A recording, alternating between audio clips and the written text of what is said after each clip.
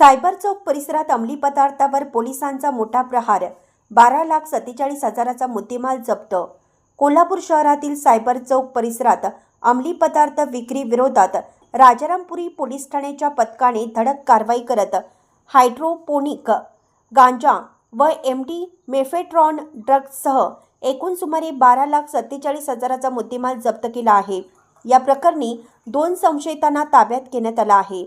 पोलिसांनी दिलेल्या माहितीनुसार पोलीस अधीक्षक योगेश कुमार गुप्ता यांच्या आदेशान्वये शहरात अंमली पदार्थाविरोधात विशेष मोहीम राबवण्यात येत होती. त्याच पार्श्वभूमीवर पुणे शोध पथकाचे पोलीस उपनिरीक्षक सचिन चंदन यांना गोपनीय माहिती मिळाली की 2 व्यक्ती निळ्या रंगाच्या मोपेडवरून सायबर चौक परिसरात अंमली पदार्थ विक्रीसाठी येणार आहेत. मिळालेल्या माहितीनुसार पोलीस निरीक्षक सतीश होडगर यांच्या नेतृत्वाखाली पथकाने सायबर चौक परिसरात छापा टाकला. कारवाई दरम्यान संशयितांची झडती घेतली असता 31.310 ग्रॅम हायड्रोपोनिक गांजा, 3,13,000, 68.870 ग्रॅम एमडी ड्रग्ज, एकूण सुमारे 6,88,000 तसेच मोबाईल हँडसेट सह इतर मुद्देमाल असा एकूण 12,47,000चा मुद्देमाल जप्त करण्यात आला.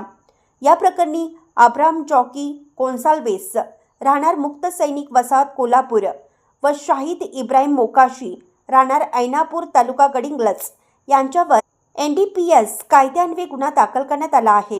या कारवाईत पोलीस उपनिरीक्षक Sachin Chandan, police head constable Amol Patil तसेच पोलीस कर्मचारी संदीप सावंत, सत्यजित सावंत, विशाल शिरगावकर, अमोल पाटील व सचिन पाटील यांनी सहभाग घेतला. सदर आरोपींना न्यायालयासमोर हजर केला असता 4 दिवसांची पोलीस कोठडी सुनावण्यात आली असून पुढील तपास पोलीस उपनिरीक्षक सचिन चंदन हे करत आहेत. शहरात अंमली पदार्थ विक्री रोखण्यासाठी पोलिसांची विशेष मोहीम पुढेही सुरू राहणार असल्याचं अधिकाऱ्यांनी सांगितलं. अशा बातम्या पाहण्यासाठी लोकहिरा न्यूज चॅनलला सबस्क्राईब करा, लाईक करा, शेअर करा तसेच www.lokhirannews.com ला भेट द्या. धन्यवाद.